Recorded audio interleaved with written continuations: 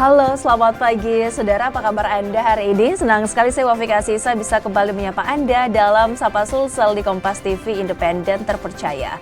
Saudara, setiap orang dapat mengambil peran untuk menjaga keamanan dan ketertiban di masa pemilihan umum yang kini semakin panas. Termasuk peran yang dilakukan oleh Dai Kamtibmas yang konsisten menyampaikan pesan-pesan damai baik di dunia nyata maupun di media sosial. Lantas apa saja kontribusi dari para Dai Kamtibmas untuk menebar kedamaian di masa pemilu ini dan seberapa penting menjaga perdamaian meski pilihan berbeda? Hal ini akan kita bahas bersama dengan narasumber kita yang sudah berada di studio Kompas TV. Langsung saja kita sapa, ada Ustadz Hamka Mahmud, Dai Cyber Polri. Assalamualaikum Ustadz. Assalamualaikum warahmatullahi wabarakatuh. Apa kabar Pak Ustadz hari ini? Alhamdulillah, kabar baik. Alhamdulillah kabar baik dan salam sehat ya Pak Ustadz. Tadi kita sempat menyinggung nih Pak soal Dai Kamtibmas dan juga Dai Cyber Polri. Bisa dijelaskan nih Pak terkait dengan Dai Kamtibmas karena mungkin istilah Dai Kamtibmas mungkin masih asing begitu bagi masyarakat. Bisa Anda jelaskan Pak terkait hal ini? Ya, bismillahirrahmanirrahim. Assalamualaikum warahmatullahi wabarakatuh. Pemirsa Kompas TV. Dai Kamtibmas ini dibentuk oleh Polri melalui SKEP nomor 879 kalau tidak salah tahun 2005. Dia adalah perpanjangan Polri dari segi mitranya dalam potensi masyarakat sebagai dai.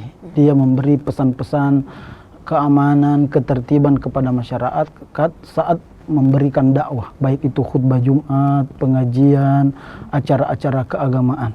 Jadi dia konten dakwanya itu mengarah, menyadarkan, menggugah masyarakat bahwa pentingnya menegakkan keamanan, ketertiban masyarakat itu.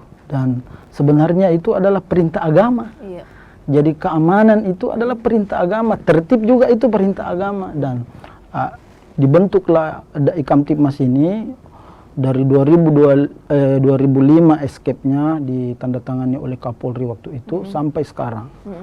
Dan terus terbentuk ini. Cuma dia karena dia direkrut masyarakat, ada yang eksis, ada yang tidak. Kalau seperti saya sejak 2014 eksis sampai saat ini. Bahkan ada kontribusi dari Dai Kamtibmas itu, ada turunannya menjadi Dai Cyber Indonesia Polri, disingkat DASI Polri. Dasi Polri, ya. Jadi dari Kamtibmas kemudian jadi Dai Cyber Polri kembali. Baik, bisa dijelaskan juga nih Pak, aktivitas Anda sebagai Dai Kamtibmas dan juga Dai Polri itu kegiatan-kegiatannya seperti apa Pak? Kegiatan-kegiatannya itu yang rutin itu adalah khutbah Jumat. Khutbah Jumat itu sedalam sepekan satu kali dan bertemu banyak masyarakat, dan disitulah kesempatan seorang dai memberi pengaruh positif kepada masyarakat bahwa pentingnya itu keamanan, pentingnya itu tertib, karena kalau aman tidak ada maka semua nikmat Allah itu akan hilang. Tertib juga begitu, kalau kapan orang tidak tertib maka mencelakakan dirinya dan orang lain. Sehingga itulah seorang Dai Kamtibmas harus mengembangkan diri, belajar membaca buku, termasuk dia kuliah. Saya itu disertasi saya Dai Cyber Polri itu menjadi penelitian saya di S3. Di S3, baik. Bisa diceritakan juga nih Pak, ada berapa banyak Dai Cyber Polri dan juga Dai Kamtibmas sendiri khususnya di Provinsi Sulawesi Selatan dan tersebar di mana saja Pak? Kalau Dai Kamtibmas di Sulawesi Selatan itu banyak. Karena ada senior saya di Maros itu, dia direkrut tahun 2008-2009. Dia di diklatnya di Mabes Polri. Jadi kalau dari 2009 sudah merekrut dari Provinsi Sulawesi Selatan dan setiap tahun ada berkembang, jadi pasti ada ratusan. Dan seluruh Indonesia itu mungkin ada sampai ribuan Dai Kamtibmas kan itu. Baik, sebagai mitra Polri sendiri Pak, koordinasinya tuh seperti apa dari Polri sendiri? Apakah ada koordinasi rutin kah atau seperti apa manajemennya Pak? Kalau seperti saya koordinasi rutin, karena alhamdulillah saya dikasih amanah dakwah membina tahanan juga Mbak. Orang-orang yang melanggar hukum saya diberi amanah untuk menyadarkan dia, membuka hatinya, pikirannya bahwa jangan melakukan ini, ada korbannya, orang lain juga bisa engkau sakiti, engkau lukai, ada anaknya, ada apanya. Dan itu tugas-tugasnya selain khutbah Jumat juga menulis di media sosial. Ada player-player di media sosial, mengunggah pesan-pesan Kamtibmas, baik di TikTok, baik itu di YouTube, dan itu kegiatan-kegiatannya. Baik, ini menarik sekali karena bukan hanya bertugas di saat pemilu, tapi setelah pemilu ini pun juga berlanjut terus ya Pak ya, untuk kemudian memberikan edukasi, memberikan pesan-pesan kedamaian kepada masyarakat. Nah, untuk waktu pemilu sendiri Pak, ini kan bisa dibilang tahun politik cukup rawan begitu, dan bentuk-bentuk kerawanan apa saja sih Pak yang perlu kita antisipasi sebagai masyarakat? Itu yang marak itu kan konflik antar pendukung. Iya. Konflik antar pendukung itu dipicu karena adanya berita bohong, adanya ujaran kebencian. Dari mereka itu salah satu pendukung membuat berita bohong, menjelekkan yang lain. Itu bisa ketersinggungan. Kalau mungkin yang dewasa itu dia menahan diri, tapi ada yang di bawah mereka yang tidak bisa menahan diri, akhirnya terjadi bentrok dan konflik-konflik menjelang pemilu, pilkada itu sudah pernah terjadi dan pernah ada korbannya sampai terbakar kantor bupati, dan itu yang mesti dicegah. Kehadiran Dai Kamtibmas di sinilah momennya, dan juga Dai Cyber, karena Dai Cyber ini turunannya Dai Kamtibmas. Dia punya spesialisasi mendakwahkan pesan-pesan Kamtibmas di dunia nyata dan di dunia maya. Itu. Baik, sebelum kita bahas di sosial media sendiri Pak ya, kita kalau setiap Bapak berdakwah ataupun juga bersentuhan langsung dengan masyarakat, Anda melihat apakah konflik ataupun kerawanan beberapa waktu terakhir ini juga sering terjadi atau seperti apa Anda melihatnya Pak? Iya, rawan, karena itu saja, itu pemicunya ini media sosial dunia maya itu rawan karena disalahgunakan.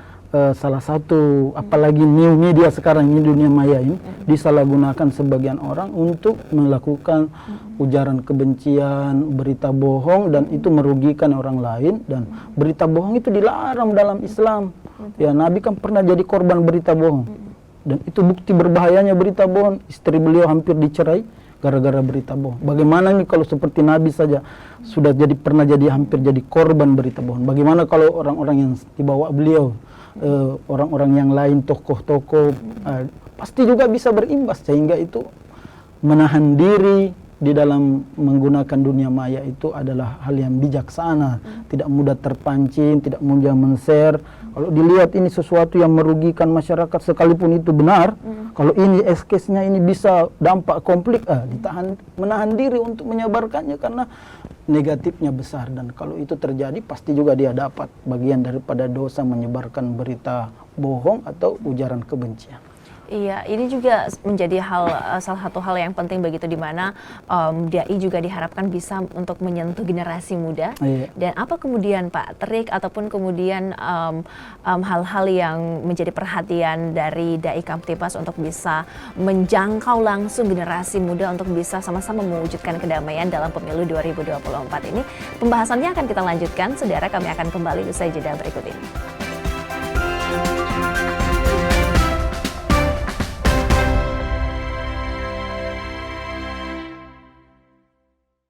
Pemilu 2024 adalah pesta demokrasi kita. Perbedaan pilihan jangan sampai menjadi konflik dan mencederai demokrasi itu sendiri. Jadilah bagian dari pemilu 2024 dengan mengetahui setiap tahapannya untuk Indonesia maju dan damai. Pencalonan DPD dimulai sejak Desember 2022, sementara pencalonan DPR dan DPRD dimulai sejak April 2023. Sedangkan pengumuman pendaftaran serta pencalonan presiden dan wakil presiden dimulai Oktober 2023. Dilanjutkan dengan masa kampanye pada November 2023. 11 sampai 13 Februari 2024, seluruh peserta kampanye masuk dalam masa tenang untuk memberikan waktu kepada masyarakat memutuskan secara objektif pilihannya. Berikutnya, proses rekapitulasi hasil penghitungan suara. Setelah suara dinyatakan sah, pengambilan sumpah Presiden dan Wakil Presiden Republik Indonesia terpilih. Jadilah bagian dari perhelatan akbar bangsa Indonesia bersama teman memilih Rumah Pemilu Kompas TV. Pemilu 2024 diikuti oleh 24 partai politik. Kenali nama, logo, dan nomor urutnya.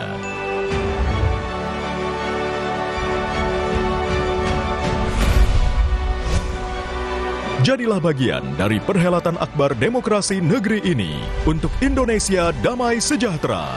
Ikuti perkembangan dan informasi terkini seputar Pemilu 2024 bersama teman memilih Kompas TV, Rumah Pemilu. Dapatkan berita dan informasi utama seputar Pemilu 2024. Ketahui serba-serbi jelang pencoblosan. Kawal prediksi hasil pemilu. Simak analisa perolehan suara para kontestan. Ikuti rangkaian pemilu damai 2024 bersama Kompas TV, Rumah Pemilu.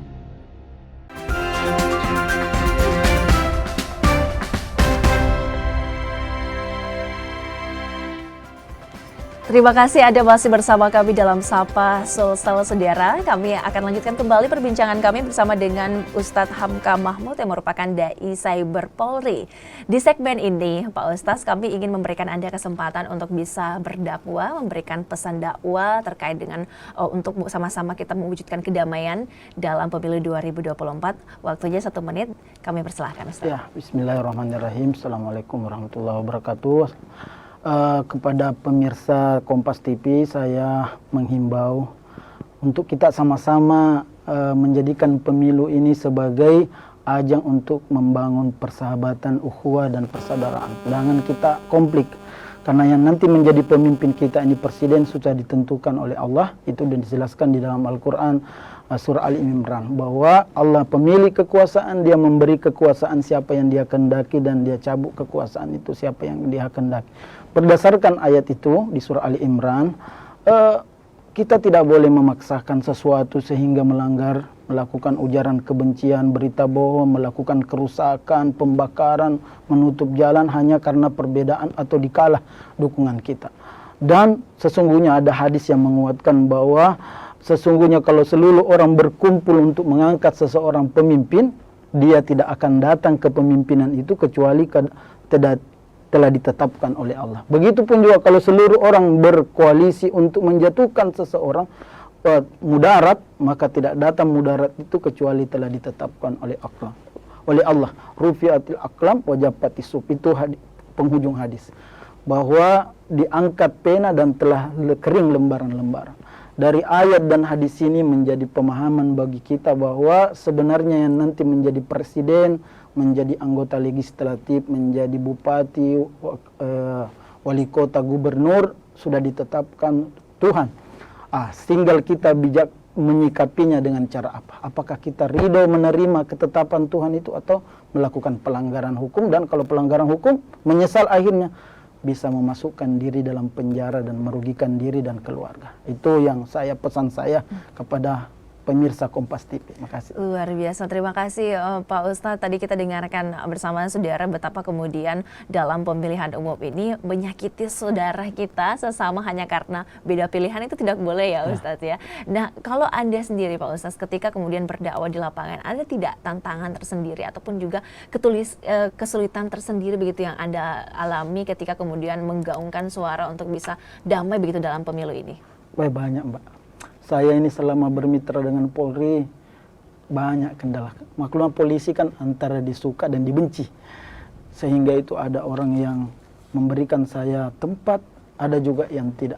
Tapi karena saya berangkat bahwa wa ta'awanu 'alal birri wat taqwa, saling menolonglah kalian dalam kebaikan, dan saya bermitra dengan Polri atas dasar itu, bermitra dalam status sebagai kebaikan, membantu. Dan saya yakini bahwa mendakwahkan keamanan itu perintah agama. Seorang Islam itu dosa dia kalau tidak mendoakan orang lain aman. Mana dosanya? Berarti dia tidak salat, karena dia tutup salatnya, Assalamualaikum, selamat kalian sebelah kanan, sebelah kiri juga selamat.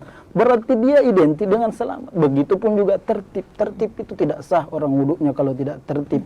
Tidak sah salatnya kalau tidak tertib. Jadi kalau dari ibadah saja tertib digunakan, maka kalau dia keluar di tempat ibadah, maka tertib dia di jalan raya, tertib dia berumah tangga, tertib dia bermasyarakat. Sehingga Muslim itu sejatinya dia menjaga lisannya. Al-muslimu man saliman nasu min lisanihi wa yadi. Muslim itu selamat orang lain dari gangguan lidah dan tangannya. Tangan sekarang ini, gadget ini, gawai bisa dijadikan sebagai ujaran kebencian. Dulu kan itu mulutmu harimaumu, sekarang ditambah tanganmu harimaumu, menerkam dan bisa memasukkan diri kepada penjara yang akhirnya menyesal, dipecat di tempat kerja, akhirnya rusak nama baik. Sehingga itu menahan diri ini yang paling bagus ini di fase-fase panasnya ini, apalagi konstelasi politik, menahan diri paling bagus kita pakai, karena bisa ada efeknya yang negatif kalau tidak menahan diri.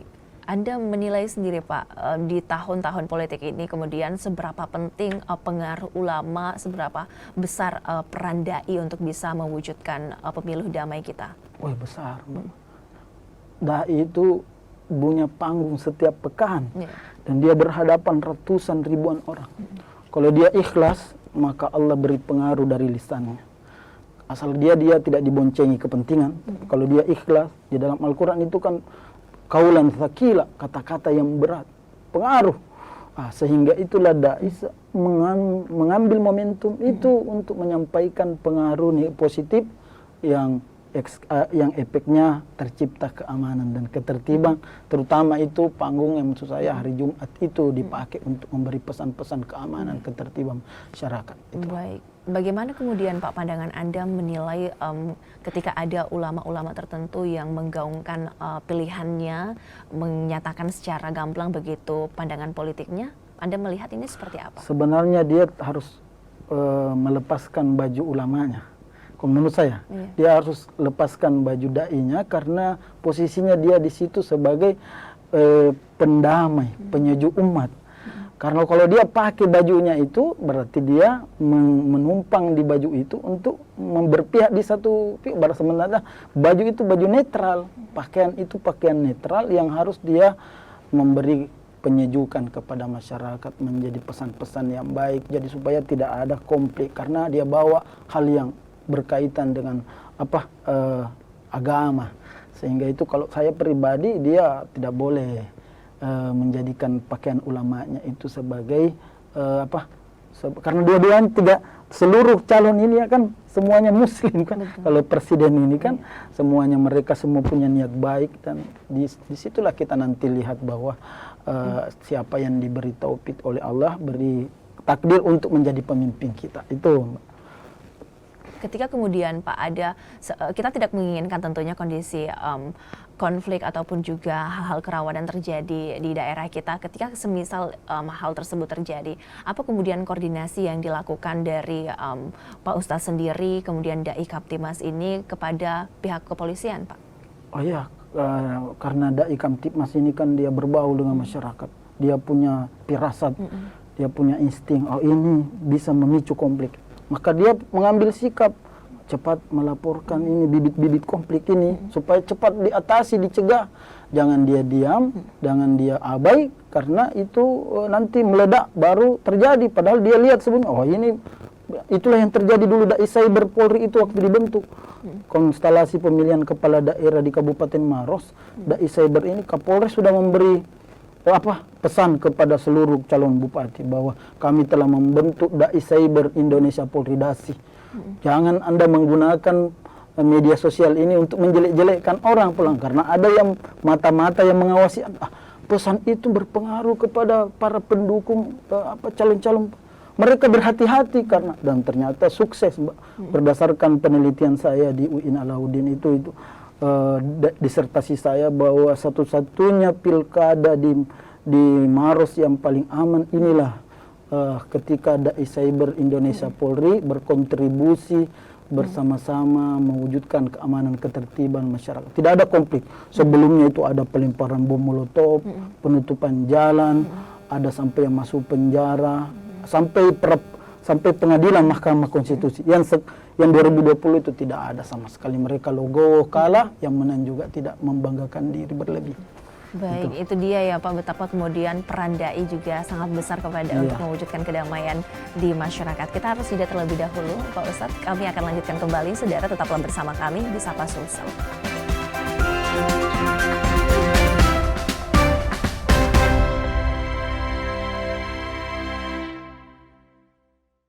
Pemilu 2024 adalah pesta demokrasi kita. Perbedaan pilihan jangan sampai menjadi konflik dan mencederai demokrasi itu sendiri. Jadilah bagian dari pemilu 2024 dengan mengetahui setiap tahapannya untuk Indonesia maju dan damai. Pencalonan DPD dimulai sejak Desember 2022, sementara pencalonan DPR dan DPRD dimulai sejak April 2023. Sedangkan pengumuman pendaftaran serta pencalonan presiden dan wakil presiden dimulai Oktober 2023. Dilanjutkan dengan masa masa kampanye pada November 2023. 11 sampai 13 Februari 2024, seluruh peserta kampanye masuk dalam masa tenang untuk memberikan waktu kepada masyarakat memutuskan secara objektif pilihannya. Berikutnya, proses rekapitulasi hasil penghitungan suara. Setelah suara dinyatakan sah, pengambilan sumpah Presiden dan Wakil Presiden Republik Indonesia terpilih. Jadilah bagian dari perhelatan akbar bangsa Indonesia bersama teman memilih Rumah Pemilu Kompas TV. Pemilu 2024 diikuti oleh 24 partai politik. Kenali nama, logo, dan nomor urutnya.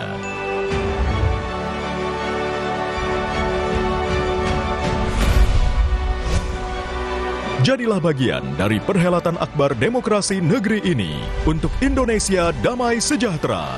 Ikuti perkembangan dan informasi terkini seputar Pemilu 2024 bersama teman memilih Kompas TV, Rumah Pemilu.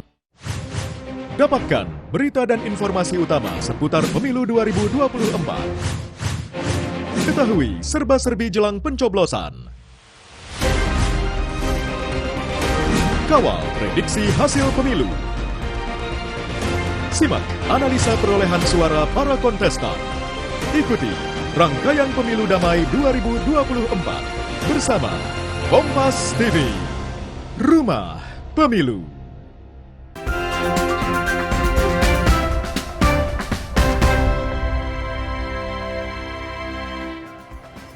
Anda kembali menyaksikan Sapa Sulsel, saudara. Internet dan juga media sosial ini menjadi platform yang sangat penting dalam menyebarluaskan informasi, dan terkadang banyak informasi hoax ataupun juga informasi yang bisa dibilang mengadu domba masyarakat, khususnya dalam Pemilu 2024 ini.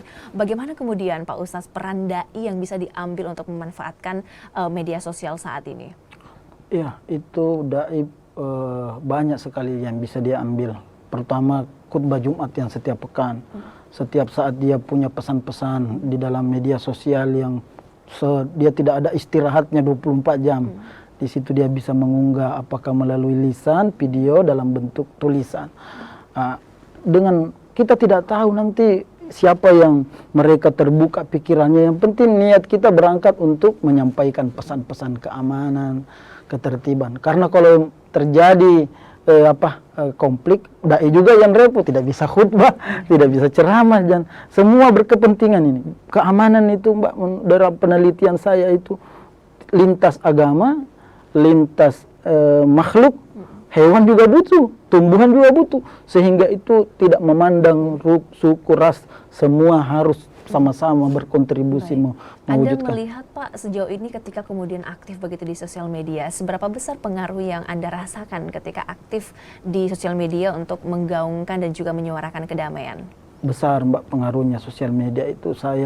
Dai cyber sendiri itu awalnya wacana, dan ternyata semua itu tokoh-tokoh, ketua Muhammadiyah, ketua NU direkrut melalui karena aktif di media sosial. Berarti informasi pesan yang ingin kita berikan cepat dipahami, apalagi kalau kita merangkai kata tulisan dengan baik dan mudah dipahami. Dan utamanya yang menyampaikan pesan itu orang terpercaya, punya kredibilitas di masyarakat, sehingga apapun yang disampaikan dia dianggap bahwa ini bukan suatu yang bohong, bukan sesuatu iming-iming, tapi kebenaran. Begitu juga dai, karena dia adalah sosok yang dipercaya di masyarakat.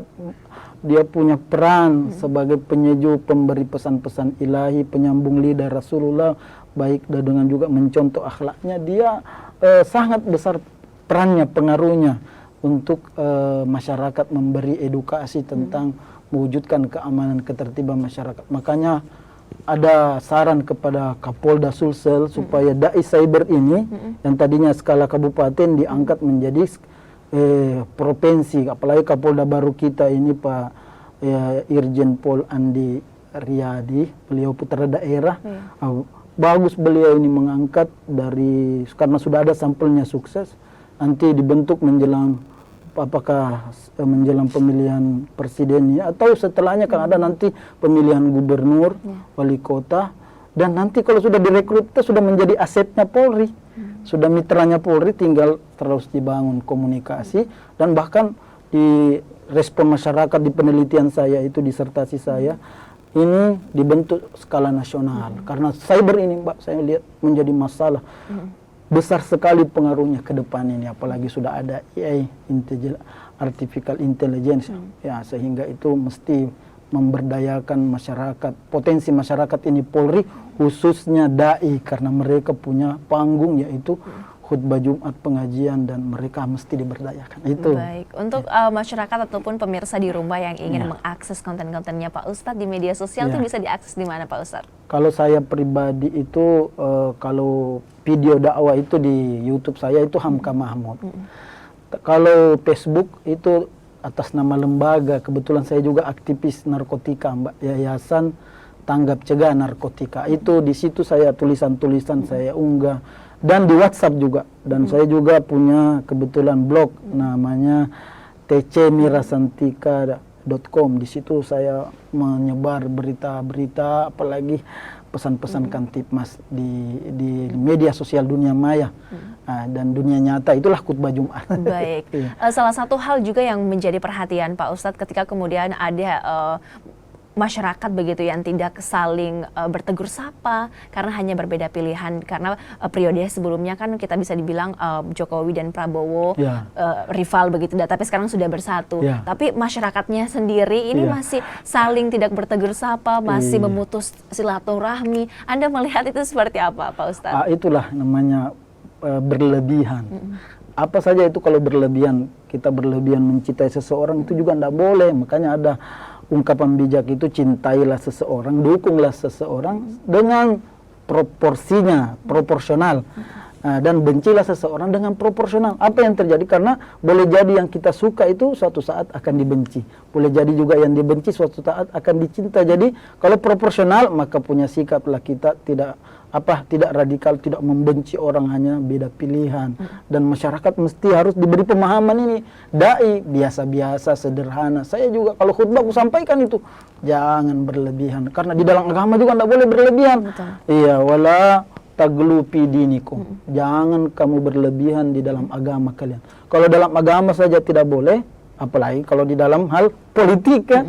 Ayat ini konteksnya tentang kaum Nasrani yang berlebihan. Tapi yang jelas dalam agama tidak boleh berlebihan, apalagi kalau dalam politik. Sehingga itu kalau saya sederhana dan biasa-biasa saja ini, namanya saja pesta demokrasi, jangan terlalu berlebihan itu. Baik.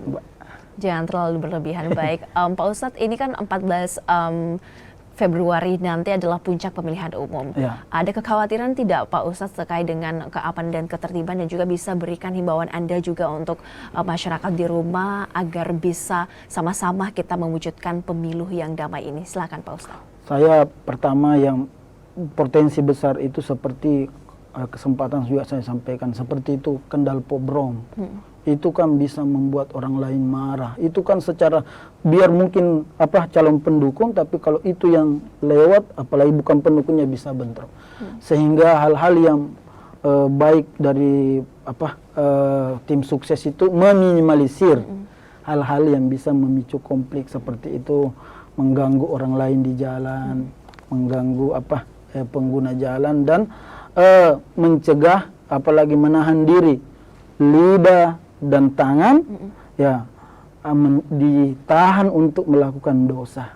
Kufu aidiakum, tahan tangan-tangan kalian mengunggah berita bohong, berita ujaran kebencian, karena ini perintah agama menyuruh, melarang kita untuk tidak boleh menjelek-jelekkan orang lain. Baik, saling menghormati sesama walaupun beda pilihan, saudara. Dan tentunya harapannya semoga keamanan dan ketertiban kita untuk pemilu 2024 ini bisa terwujud ya Pak Ustadz. Dan tidak henti-hentinya kami juga ingatkan saudara, 14 Februari jangan lupa untuk gunakan hak pilih Anda. Sekali lagi terima kasih Pak Ustadz untuk bincang-bincangnya pagi hari ini. Sehat selalu Pak Ustadz. Terima kasih juga untuk Anda saudara sudah menyaksikan Sapa Sulsel. Saya Wafi Kasisa mewakili seluruh kerabat kerja yang bertugas pamit. Terima kasih, selamat beraktivitas dan sampai jumpa.